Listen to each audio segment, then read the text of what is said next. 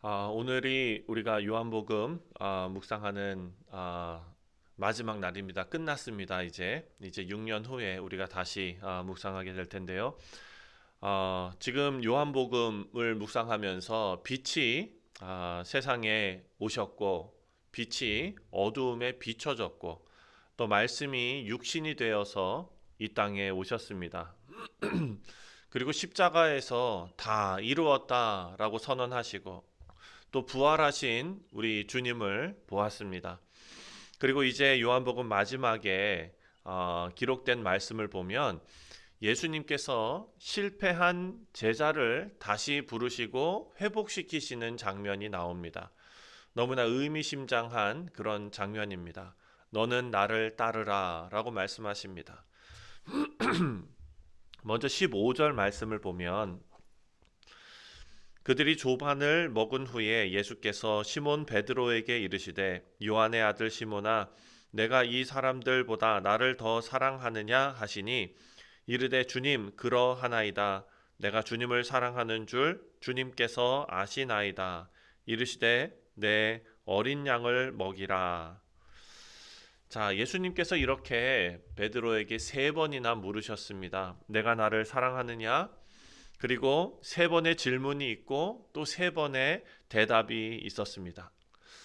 이 이야기는 우리가 잘 아는 대로 베드로가 예수님을 세 번 부인했던 그 장면을 떠올리게 하고 또 베드로로 하여금 그 과거의 잘못을 회개하고 또 회복게 하는 그런 말씀이죠. 예수님께서 그냥 베드로의 어떤 트라우마, 과거의 실수를 회복시키는 데만 관심이 있으신 것이 아니라 예수님께서 이렇게 말씀하십니다. 내 어린 양을 먹이라. 내 양을 치라. 여기서 중요한 것은 이 양이 누구의 양이냐라는 것입니다. 베드로의 양이 아닙니다. 바로 내 양입니다. 주님의 양이라는 것이죠. 우리는 하나님을 사랑합니다. 하지만 예수님께서 우리의 고백을 어떻게 바꾸시냐면 그렇다면 이제 내가 내 양을 맡기겠다라는 것입니다. 사랑은 감정으로 끝나는 것이 아니지요. 책임으로 이어지고 또 사명으로 이어집니다. 부모가 자식을 사랑하는 것도 마찬가지입니다. 그냥 자식이 귀엽고 예뻐서 사랑하는 것이 아니라 그 사랑 속에는 책임이 포함되어져 있고 부모로서의 사명이 포함되어져 있는 것입니다. 그리고 그 사명은 내가 하고 싶은 일을 하는 것이 아닙니다. 하나님이 맡기신 사람들을 하나님의 방법과 하나님의 뜻으로 길러내는 것입니다. 그래서 신앙은 내가 무엇을 느끼고 있는가, 그것이 중요한 것보다도 더 중요한 것은 내가 무엇을 지금 맡고 있는가, 나에게 주신 사명이 무엇인가를 진정으로 깨닫는 데서 시작될 것입니다. 두 번째로 18절 말씀을 보면 18절에 내가 진실로 진실로 내게 이르노니 내가 젊어서는 스스로 띠뛰고 원하는 곳으로 다녔거니와 늙어서는 내 팔을 벌리리니 남이 내게 띠띠우고 원하지 않는 곳으로 데려가리라.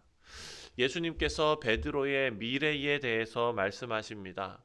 과거에는 자유롭게 살던 그런 삶이었다면 이제 결국 끌려가는 삶을 살게 될 것이다. 우리는 잘 압니다. 베드로가 그 마지막에 어떻게 순교당했는지. 이 모든 말씀이 베드로의 순교를 미리 말씀해 주시는 그런 예언의 말씀이지요. 자, 예수님께서는 스스로 생명을 내어 주셨습니다. 베드로는 끌려가는 인생을 살게 됩니다. 이 차이가 아주 중요합니다. 예수님께서는 구원자이십니다. 우리와 예수님이 동등할 수 없습니다. 예수님께서는 구원자이시고 우리는 따르는 자입니다. 아까도 말씀드렸지만 예수님께서는 스스로 생명을 내어 주셨고 베드로는 끌려가는 삶을 살게 된다라는 것이죠. 하나님 믿으면 더 잘되고 안정되고 평안하고 이것은 세상이 기대하는 바일 것입니다. 예수를 믿는 우리 모두에게 세상이 조롱하는 부분이 바로 이것이지요. 하나님 믿으면 다 잘 돼야지 왜 그 모양 그 꼴입니까? 자, 하지만 요한복음의 마지막은 우리에게 완전히 다른 길을 제시하고 있습니다. 따르는 길은 편안한 길이 아니다라는 사실입니다.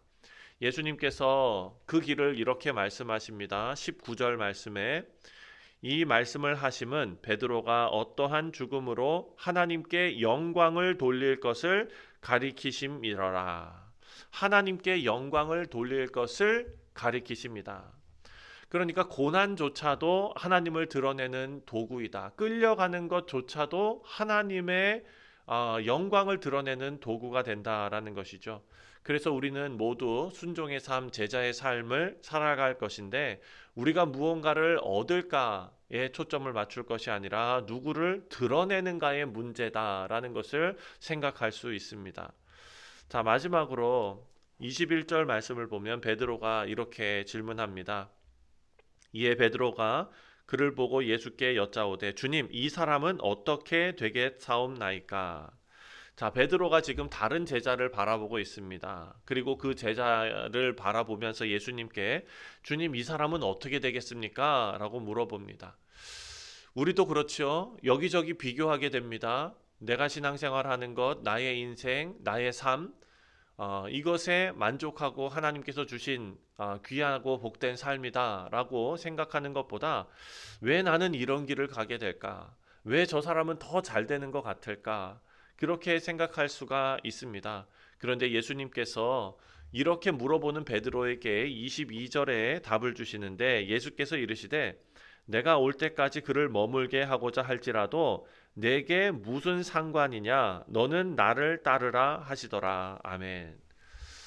자, 우리 삶이 흔들리고 또 신앙이 흔들릴 때는 그 이유가 여러 가지 복잡할 것 같지만 사실 비교할 때 많이 흔들리는 경우를 봅니다.